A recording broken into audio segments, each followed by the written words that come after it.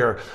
Let's talk about earnings season here because it's upon us, if you will. And, this week, it's just Pepsi, we get it. We're going to have these consumer staples. Guy, while you were gone last week, we talked about kind of some of the staples and just kind of the impact of the dollar and their sales overseas and what that kind of means for them. One of them I think is going to be really interesting is this Delta, which is coming up. We're going to hit that a little bit. But the banks, this is the main story here. Carter, talk to us about what you're seeing in the XLF and how you kind of think of it relative to the market. Because oftentimes the first group out of the gate, the banks, that report earnings, they kind of set the tone. And maybe if we get some of the negative sentiment out of the way with their guidance, it might make it easier for some of the companies over the next couple of weeks as they report. Right, so as you say, it kicks off this week, the Russell 3000, only 43 stocks report and 17 of them are financials, big ones, Morgan Stanley, JPMorgan, Wells Fargo, PNC, US Banker, goes on and on. So these charts that we're gonna look at now, they're two panels. So the top panel is what it is, it says it's the XLF, and the bottom panel is relative performance. So there are no drawings here. It says there are no arrows in the color. Now let's put some arrows on. And look at the next. The financials have, just like the market, rallied since their June 15th low.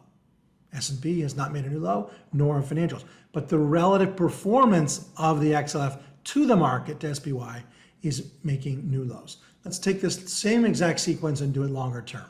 So let's look at, that's 5, 6, 7 years. So consider that top panel. There's the crash, the COVID plunge, right? And then we've recovered all of that. We're making big new highs. But look at the bottom panel.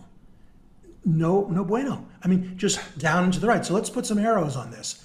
Basically, you've got unbelievably bad, meaning if you're going up, and you're underperforming. And then when you're going down, you're underperforming even more. It's the definition of negative alpha. I mean, it's like there's no reason to be here. Let's go even further. Look at the next one. This goes back, back to 1998. So how shocking. Financials on top, making all-time highs, back above their 2007 peak. Look at the relative performance. We're at the '09 crash lows. Put the arrows in.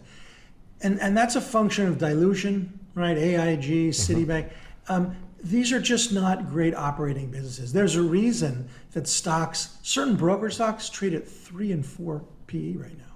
There's a reason for that, because you can hemorrhage money. There's no guarantee you're going to make money. It is amazing how poorly these stocks, specifically, and Dan has been on this for a while, Carter, before we let you go. JPMorgan, for example. The move we've seen in that stock over the last 6 months, I think, in a large way, has been historic to the downside for a name like that, which made, I think, Dan, a 52-week low the week I was off last week. Bounced a little bit, but not much. And you look at these banks and you try to figure out what can I play into earnings. And I've said this for a while. When Goldman Sachs was trading around 276, I think-ish, maybe 280, I thought it was worthy of a trade into earnings. I thought they'd be able to trade their way into a good quarter. What I've said and what I'll say here is I'm not certain the market will reward them for that, but I think the stock can rally in earnings. And that was happening for a while, but then that gave it back as well. So, out of all the names out there, I think Morgan Stanley's probably the best suited for this environment. But I think at a certain point, people are going to look at JPMorgan at levels in terms of price to tangible book that we haven't seen in almost a decade and say, we just got to buy it here as just a shot because, quite frankly, it's just too cheap, Dan.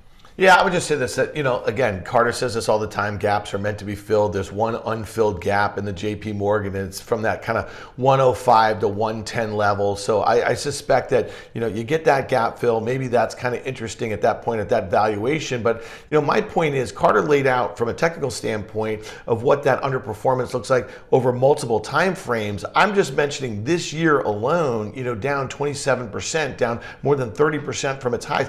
The bank stocks topped out before the NASDAQ's topped out. What has that been saying about what's going on in just from a fundamental standpoint? So to me, I think that's most interesting.